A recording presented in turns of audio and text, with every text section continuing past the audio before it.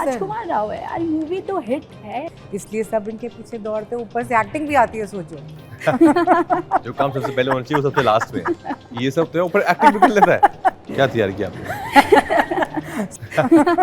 जो काम सबसे पहले होना चाहिए वो सबसे लास्ट में, ये सब तो है, ऊपर एक्टिंग भी कर लेता है। क्या है कमाल, जो भी किया आपने कमाल कर दिया है। और जब आप सिनेमा घर में इस फिल्म को जाके देखेंगे तो आप हंसते हुए, जिंदगी में कुछ बहुत ही अच्छा महसूस करते हुए बाहर निकलेंगे। वेलकम टू न्यूज़ नेशन और मैं हूं आपके साथ सोनाली, और इस वक्त हमारे साथ श्रीकांत की वंडरफुल टीम मौजूद है। A very warm welcome to you guys. Thank you so much. Yeah मैंने ट्रेलर देखा and trust me, trailer is doing wonders everywhere. हर कोई, हर जगह इस बायोपिक की बात हो रही है, हर जगह हो रही है। But boss, nobody could do it just the way you have done it यार। Thank you, Sonali, so Nobody sweet. could do it। क्या है कमाल, जो भी किया आपने कमाल कर दिया है। Thank you so much. कि बीइंग एन एक्टर कितना प्रेशर होता है to get into the skin of a character. ये प्रेशर नहीं होता है, वो आप अपने लिए करते हो, वो आप अपने किरदार के लिए करते हो, बिकॉज वही हमारी जॉब है।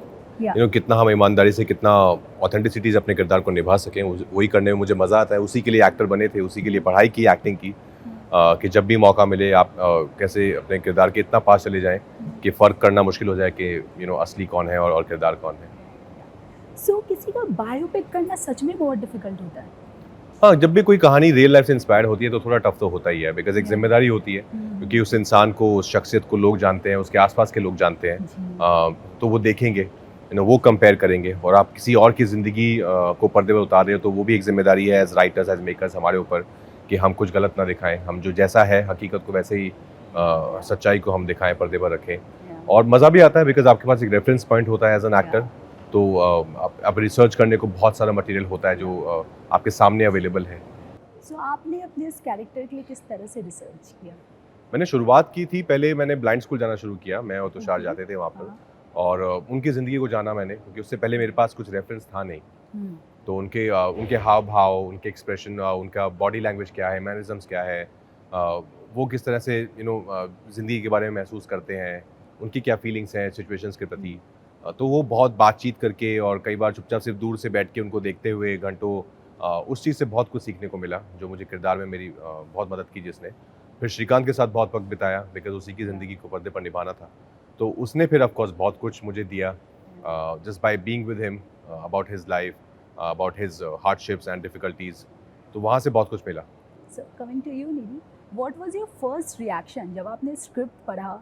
तो एक बार में ही ओके कर दिया या आपने कुछ सोचा थोड़ा? क्योंकि एक प्रोड्यूसर के लिए पैसे लगाना बहुत बड़ी चीज़ है, सोच समझ के लगाएंगे वो। मैंने नहीं, बट मेरा इन्वॉल्वमेंट स्क्रिप्टिंग लेवल से रहता है। मैं एक्चुअली स्क्रिप्ट रेडी करके तुषार को देती हूँ, फिर उनके साथ बैठते हैं, फिर उनका फाइनल ड्राफ्ट जो होता है वो फिर एक्टर के पास देते हैं, फिर उनका इनपुट लेके एक फाइनल ड्राफ्ट बनता है।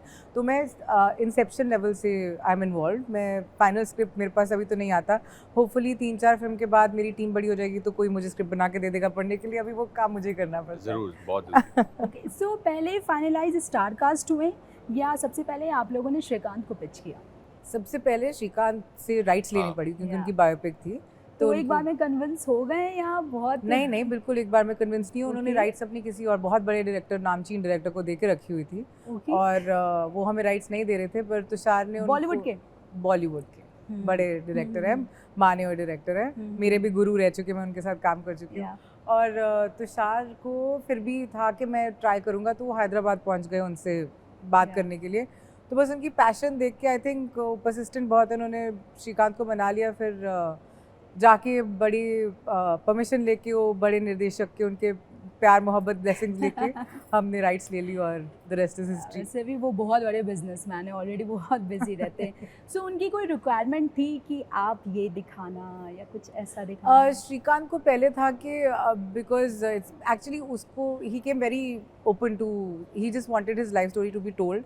और उनको तुषार ने शुरू में बोल दिया था कि आपका, जब पूरी कहानी शुरू थी, कि आपका जो भी है, शेड्स ऑफ ग्रे है, ब्लैक है, वाइट है, गोल्ड है, जो भी है सब दिखाना है मुझे। तो मुझे ये एडिट करने के लिए मत बोलना, अपनी पर्सनालिटी, मुझे होलसम कैरेक्टर दिखाना है। और श्रीकांत एकदम से मान गए थे, बिजनेसमैन है, उनको भी पता है कि अगर मेरी लाइफ दिखा रहे हैं तो it has to be honestly shown, all my sides should come. So he never gave us trouble on that, and it's been a pleasure working with him. And then we got this stalwart sitting next to me to come onto the film, so it's just been fantastic. So Rajkumar Rao on board कैसे? राज को तो पहले ही मैंने बोला scripting level पे ही हमें पता था कि ये रोल राज के लिए ही बना है, वो ही कर सकते हैं सिर्फ। फिर तुषार ने उनके पीछे पढ़ना शुरू किया जैसे श्रीकांत के पीछे पड़े थे और उनको लेके आ गए। ओके, सो जब आप श्रीकांत से पहली बार मिले, आपका पहला सवाल क्या था? पहले तो मैं बहुत इंस्पायर्ड था ऑलरेडी, बिकॉज उनके Yeah. बारे में इतना सुना था मैंने। तो पहला सवाल तो he knew me and I of course knew him. पहले तो ऑफ कोर्स हम एक बड़ा सा हमने हक दिया एक दूसरे को, and I was just seeing him कि मुझे इनकी ज़िंदगी को पर्दे पर जीना है। और फिर हमने बहुत बातें की। ऐसा कुछ पहला सवाल मुझे एग्जैक्टली याद नहीं क्या था, लेकिन बहुत बातें की। हाँ, उनकी शादी हुई थी नहीं, तो मैंने उनको मुबारकबाद दी थी। And congrats to you too. Oh thank you, thank you. तो बहुत बातें की उनकी लाइफ के बारे में मैंने, और फिर Yeah. घंटों बिताए। नाउ तो of course whenever we meet, तो वो काफ़ी दूर से अगर मैं सिर्फ बोलता हूँ श्रीकांत, तो वो पहचान जाते हैं, बोलते हैं राज कैसे हो आप। एक जब होता है ना, हम किसी को बड़े पर्दे पे किसी के कैरेक्टर जी रहे हैं, तो अगर वो हमें कुछ एक ट्रस्ट दिखाए ना, तो हमारे अंदर और ज़्यादा कॉन्फिडेंस आ जाता है। तो ऐसा Yeah. कोई एक मोमेंट आपके साथ हुआ? आई थिंक मुझे पता था ये टफ होने वाली है, ये Yeah. फिल्म इजी नहीं होगी मेरे लिए एज एन एक्टर। तो फर्स्ट डे हमेशा बहुत जिटरी रहते हो, आपके एक शुरुआत है, आपने जो प्रिपरेशन किया है वो सब, उसका एग्ज़ाम आज है। तो फर्स्ट डे जब सेट पे आए, तो फिर उसके बाद जब दिन खत्म होने के बाद फिर आपको समझ आता है कि चीज़ें कैसी हुई या नहीं हुई। और ये 2-3 दिन का प्रोसेस होता है जब आप एक्सप्लोर कर रहे होते हो कैरेक्टर को, कि कुछ नया मिल जाएगा, शायद आज कुछ इस सीन में कुछ मुझे नया मिला है जो मैं यूज़ करता हूँ आगे। आई थिंक फिर यही सब थे जो लोग मुझे जज कर रहे थे, बिकॉज मैं तो अपने आप को वहाँ नहीं देख रहा था। ये सभी बताते थे कि ठीक जा रहा है कि नहीं जा रहा है। ये तो Okay, फर्स्ट तो- डे आए थे सेट पे, श्रीकांत बन के आए थे, टू द एक्सटेंट कि मैं कंफ्यूज हो गई थी। मैंने उनको दूर से देखा और मुझे लगा श्रीकांत ही आ रहे हैं, और तुषार ने बोला कि श्रीकांत नहीं, वो राज है। बन के आए थे श्रीकांत सेट पे। सो जब आप ये कैरेक्टर प्ले कर रहे थे, जब आपका रोल हो रहा था, तो आप क्या स्क्रीन के बाद अपने कैरेक्टर को फिर से देखते थे कि आपने कैसा किया, नहीं किया? नहीं, बहुत- स्क्रीन की बात तो नहीं, लेकिन हाँ बाद में तुषार जो है वो कोई सीन हम इंपॉर्टेंट सीन करते थे, तो वो बाद में उसको Yeah. थोड़ा एडिट करके भेजते थे। और Yeah. वो बहुत कम लोग करते हैं। तुषार उनमें से एक है जो he is very confident and he love sharing his work with people. तो वो भेजते थे कि ये कैसा लग रहा है सीन आपको, क्या लगता है। तो ऑफकोर्स उसमें देखने को मिलता था कि क्या हुआ है क्या नहीं हुआ है। बट आई थिंक पूरा प्रोसेस ही एक बहुत ही ट्रस्ट फैक्टर था सबका एक दूसरे के Yeah, ऊपर। yeah. कि मुझे पता था कि मैं सही हाथों में हूँ, उनको मुझ पे ट्रस्ट था कि हाँ ये सीन कर रहे हैं तो कर रहे हैं ईमानदारी से। मतलब कर रहे इनके हैं। ऊपर तो सबको ही ट्रस्ट होता है ना। अगर राज सेट पे होंगे, कोई कभी सोचेगा भी कि एक्टिंग में कुछ ऊपर नीचे हो सकता है? नहीं, हो पॉसिबल सकता है। नहीं है। अच्छा, जैसा है ना कि फैंस को पता है राजकुमार राव की मूवी आ रही है, तो देखना तो बनता है, हिट होगी। तो क्या ये ट्रस्ट प्रोड्यूसर्स डायरेक्टर्स में भी ऐसा देखने को मिला? राजकुमार राव है यार, मूवी तो हिट है। यू नो व्हाट, मैंने स्त्री 3 से 4 बार थिएटर में जाके देखी, अरे वो भी वाह। खुद के वाह। पैसे लगाकर, और दोस्तों को भी दिखाया मैंने। Thank you. Raj is a very bankable actor. उनके Yeah. नाम पे लाइक आई सेड, मैं script I put the project together, but I take finance. T Series Bhushan ji ने पैसे इसलिए लगाए हैं क्योंकि इस मूवी के लिए, क्योंकि राज था ऑन बोर्ड। कोई और एक्टर हम प्रॉब्ली लेके आते तो हमें उतना बजट नहीं मिलता। तो राज एक बैंकेबल नेम है, एक स्टार है, प्रोड्यूसर्स के लिए भी, ऑडियंस के लिए भी, इसलिए सब इनके पीछे दौड़ते। ऊपर से एक्टिंग भी आती है, सोचो। जो काम सबसे पहले होना चाहिए वो सबसे लास्ट में है। ये सब तो है, ऊपर एक्टिंग भी कर लेता है। वंडरफुल। तो हमने ना एक्टर्स के बारे में हमेशा सुना है कि वो खुद को कैसे तैयार करते हैं एक किरदार के लिए, लेकिन क्या डायरेक्टर और प्रोड्यूसर्स के बारे में हमने बहुत कम सुना है कि एक फिल्म के लिए वो खुद को कैसे प्रिपेयर्ड करते हैं। हाँ। इस फिल्म के लिए आपकी क्या तैयारी है? क्या तैयार किया आपने? सो बेसिकली मेरा जॉब होता है, जब तक फिल्म सेट पे नहीं जाती तब तक सब कुछ लाइन अप करना, Yeah. टीम बेसिकली पूरी टीम को क्रू अप करना, Yeah. कि टेक्नीशियंस कौन है उनको ऑन बोर्ड लेना, सबके कॉन्ट्रैक्ट्स करना, डील्स क्रैक करना। एक बार ऑन शूट चले गए तब तक तुषार अपना creative team, he gets his team, direction team का अपना एक डायरेक्शन स्क्रिप्ट होता है, वो लोग अपने ब्रेक डाउन्स करते हैं। इतना मतलब वो बहुत टेक्निकल है, जो हम लोग production is not technical, but वो सेट है सिस्टम बड़े Yeah. सालों से वही करना होता है। डायरेक्शन टीम का टेक्निकल है, उनके पास वो एक्सपर्टीज़ होती है, तो it's pretty much set. Actors के लिए इनफैक्ट चैलेंजिंग होता है क्योंकि वो हर बार एक नई चीज़ कर रहे होते हैं, तो उनकी Yeah. प्रेपरेशन हर बार डिफरेंट होती है। हमारा थोड़ा मैकेनिकल है, थोड़ा क्लॉक वर्क है।